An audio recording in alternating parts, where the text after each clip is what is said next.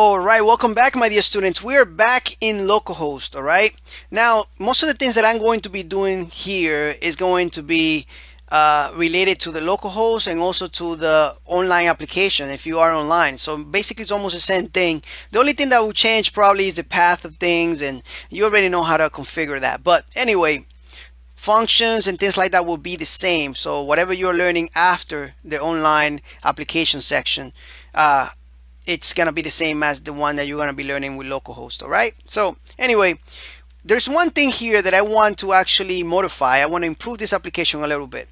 We really don't want to show anything here that its quantity is 0, right? Because we don't want to do that, right? If you go to admin here and we view the product, we see that this one here is showing even though we have a quantity of 0. We don't want to do that. So let's go to our functions.php on wherever you are, online or in your computer.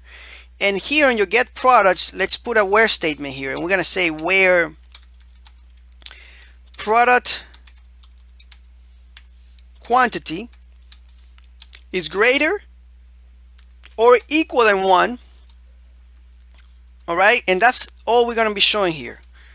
We're just going to show products that the quantity is either greater than 1 or equal to 1, because that way we know that there is something there, right? So we come here and we save it. I just saved it, and we click enter. We see that it doesn't show.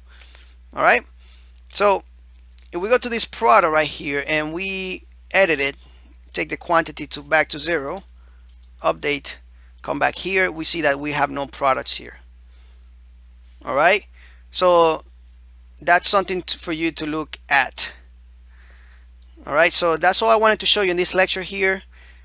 All right, I'm pretty sure that you can come up with some extra features for this e-commerce site. All right, thank you, and I'll see you in the next lecture.